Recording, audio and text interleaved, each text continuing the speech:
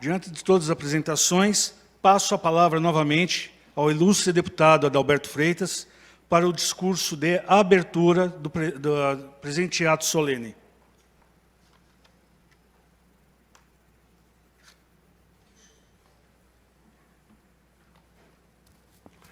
Só boa noite a todos e a todas. Agradeço aí a presença nessa sessão solene de hoje, que para nós é extremamente importante. Obviamente, muitas outras pessoas foram convidadas, vários outros times foram convidados. Inclusive, saúdo o pessoal do time do Arrastão que chegou até aqui. Eu sei que foi difícil, por conta da chuva. Muitas pessoas mandaram mensagem para nós aí, acabaram nos ligando para a nossa assessoria, informando que não teria condição de chegar aqui, porque realmente, final de tarde, agora caiu uma chuva muito grande aqui em São Paulo. Mas eu agradeço a todos que aqui estão, para poder nós darmos andamento nessa sessão solene. Agradeço também, cumprimento a todos aqui que estão aqui sentados na mesa da sessão solene, que vieram aí de onde, o pessoal veio nos prestigiar. Então, quero agradecer aí a confiança também no nosso trabalho. Vamos falar a respeito desse nosso projeto de lei, que acabou virando lei, né, que é o projeto 17464, que agora é uma lei, 2021, e vamos falar um pouco da história, né, o que levou a chegarmos até isso. Em 1920, o futebol, como principal cenário das várzeas do Rio Tietê, ganhava o gosto dos paulistanos, que aos poucos deixavam de lado a prática de cricket, cavalgadas e outros esportes preferidos na época. Das várzeas do Rio, o desporto se alastrou à periferia das cidades e alcançou os centros. Ganhou adoradores desde classes altas a classes baixas. Uma década mais tarde, de acordo com os estudos realizados pelo Conselho de Defesa do Patrimônio Histórico, os bairros de São Paulo passaram a estabelecer relações estritas entre si por intermédio do futebol, ou seja, por meio de campeonatos entre times locais. Assim, o futebol de várzea passava a ganhar mais força.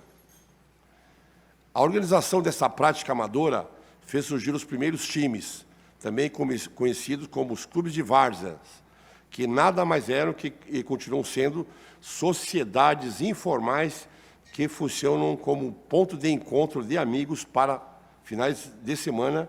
No entanto, grandes craques do futebol brasileiro e do mundo foram revelados na várzea, ratificando o bom nível técnico apresentado pelos times de várzea do passado. Foi no ano de 2008, uma grande conquista para a várzea paulista.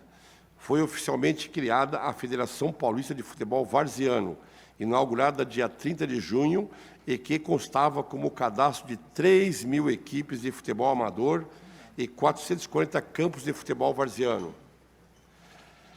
Na capital, atualmente existem cerca de 7.000 times cadastrados. No Brasil, existem cerca de 30.000 times amadores. Por isso, a data de comemoração do Dia do Futebol Varziano é celebrada no dia 30 de junho, data da criação da federação. Para quem pensa que a várzea pouco contribuiu para o futebol profissional, não está diante da realidade, pois grandes craques do futebol brasileiro foram revelados nos campos da periferia, tais como Serginho Chulapa, do São Paulo, Elias, do Corinthians, Patrick de Paula, do Palmeiras, David Luiz, da Seleção Brasileira, entre outros, ratificando o bom nível de técnico apresentado pelos times varzianos. Hoje, ainda há relatos de jogadores vindos desses clubes de várzea, mas são raríssimos, visto que os profissionais investiram muito na estrutura de suas categorias de base. Porém, o perfil do jogador varziano é de uma pessoa que trabalha em carga horária completa, portanto, eventualmente faz outra atividade física, ou de ex-jogadores profissionais. Existem jogadores que chegaram a ser profissionais, mas não conseguiram dar continuidade em suas carreiras e vivem de eventuais prêmios pagos pelos clubes varzianos por participações em alguns torneios amadores. Além do mais, esses campos que sobreviveram aos esforços de clubes e comunidades locais são lugares de convivência sadia, pois neles os jovens encontram alegria quando jogam futebol, deixando de lado as drogas e percorrendo outros caminhos que os ajudam a crescer como cidadãos de bem.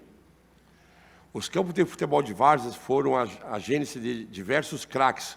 Portanto, comemorar o Dia do Futebol Varziano servirá de incentivo e exemplo a outros municípios, a fim de preservar os poucos campos que ainda restam e, mais, os campos de várzeas fazem parte da cultura do nosso Estado, visto que gerações passadas tiveram a oportunidade de acompanhar grande parte deles, que possuía nos municípios.